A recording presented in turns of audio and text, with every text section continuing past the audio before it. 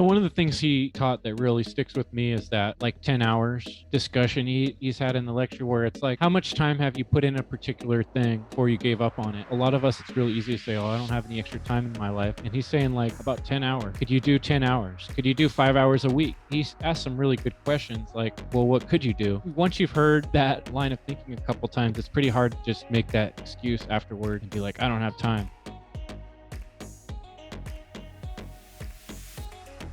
Just so many different levels that it would be very hard to fail unless you just didn't show up and refused to participate, and that would be on you and not the course. The low pressure environment, and there's no expectations of having to achieve a certain level of competence within a designated time frame. If he or if you're doing integration exercises with other autonomy students or graduates, they'll probably let you know if you seem like you're just making excuses.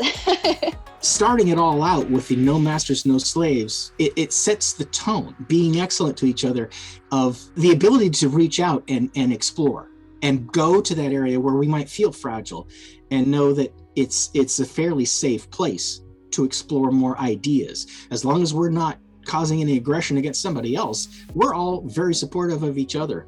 It's a gentle reminder of excuses won't get you where you want to go. And so he's encouraging people to step up, to be present, to participate, to get as much out of it as they can. And the more they put into it, the more that they'll get out of it. I think all of those things bring forward the really good and healthy environment for learning, growing, and expanding. He presented skills as solutions to an excuse before we can make the excuse.